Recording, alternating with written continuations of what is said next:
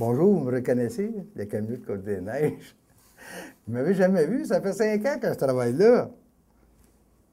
Bien là, si vous ne restez pas dans le coin, il va falloir que vous passiez venir me voir. Je suis facile à remarquer, j'ai un chapeau, regardez. Je suis camelot à Côte-des-Neiges. Je travaille aussi dans le métro Université de Montréal. Ça fait maintenant 5 ans. Puis, qu'est-ce qui a fait que je suis devenu camelot à l'itinéraire? Bien, j'ai tombé dans la rue à cause d'un accident qui m'était arrivé. Un arbre est tombé sur moi, puis j'avais pas d'assurance. Je me retrouvais à la rue, sur l'aide sociale. Je pouvais plus travailler. J'ai enduré le mal pendant quelques années, mais à un moment donné, je pouvais plus travailler. C'était rendu trop pénible pour moi. Je marchais avec une canne en dernier. Je travaillais avec ma canne quasiment. Fait que c'est ça. À un moment donné, j'ai été obligé d'abandonner. J'ai tombé à la rue carrément. Moi, me payer un loyer avec mon chèque d'aide sociale, puis crever chez nous, ça ne m'intéressait pas. Je suis allé vivre à la maison du père. Puis, ça a pris 2 ans et demi avant qu'ils se décident de m'opérer. Ils m'ont opéré, je suis redevenu droit parce que j'étais courbé à 45 degrés quasiment. Fait que je suis redevenu droit, puis j'ai pris une autre année sabbatique pour guérir parfaitement parce que j'avais tellement souffert de ça, puis je voulais que l'opération réussisse. Et ça a réussi, sauf que je ne pouvais plus faire le travail que j'ai fait pendant les 40 quelques dernières années. J'ai toujours travaillé comme un workaholic, 10-12 heures par jour. Fait qu'un gars de Claude Lirette, un de mes amis, qui était à la Maison du Père, qui a sorti quasiment en même temps que moi, qui s'est trouvé un loyer, un appartement, parce qu'à un moment donné, j'ai dit, je n'ai pas travaillé 40 ans de ma vie pour finir dans la rue. Fait que j'ai décidé d'avoir un logement. Puis ça, bien, M. Lirette, ça faisait 2-3 fois qu'il me disait pourquoi tu n'essayes pas de vendre le journal d'itinéraire? Ben, quand tu as travaillé à ton compte pendant les 20 dernières années, c'est difficile de vendre un journal à 1 quand tu faisais peut-être 1000 pièces et plus par semaine, quand tout allait bien.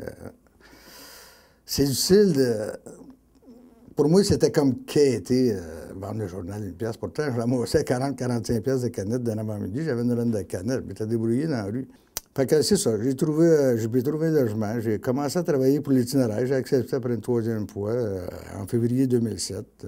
Je n'avais pas choisi mon moment bien. Il faisait moins 30. Puis moi, vu que je suis un workaholic, j'avais vendu, cette journée-là, j'ai vendu 17 itinéraires. Je m'en rappellerai tout le temps. Mon autobus coûtait 5 piastres, plus mes cigarettes, malheureusement, parce que je fume. Fait qu'il me restait peu et plus pour m'en racheter, puis recommencer le lendemain, mais c'était dur, j'avais les pieds gelés, mais pour moi, c'était pas mal moins pire que beaucoup de monde. J'ai été capable de le faire. Puis je m'étais dit, bien, je vais m'en faire une clientèle. Puis je m'en suis fait une. Au bout de 5 ans, aujourd'hui, j'ai plus besoin de crier l'itinéraire. On me tape sur l'épaule et dit « Monsieur Mascotte, ils vont, pour savoir mon itinéraire. » Puis je suis même rendu qu'une grosse partie de mes clients, je connais leur nom, des fois leur travail, qu'est-ce qu'ils font dans la vie, puis tout ça. Au début, on ne sait pas. Mais à la longue, on finit par les connaître, puis on devient pas mal familier. Moi, à Côte-des-Neiges, j'appelle ça mon petit village, entre Coin-de-Mairie puis Chambriand, sur Côte-des-Neiges. C'est mon petit village. C'est un coin très particulier, c'est pas loin de l'Oratoire. Puis je travaille aussi dans le métro Université de Montréal, le matin, avec des étudiants puis des professeurs, naturellement, puis les travailleurs qui sont là. Il y a beaucoup de monde qui passe, mais peu achètent l'itinéraire parce qu'ils ne savent pas tout qu'est-ce que c'est, la philosophie de l'itinéraire, puis combien ça peut aider des gens qui le vendent. Parce que le $50 que vous leur donnez, il revient directement à lui, à la personne, ça l'aide lui-même. Ça ne passe pas par 56 mains avant que ça arrive au bout. Ça y va directement à lui, puis ça lui donne une certaine qualité de vie.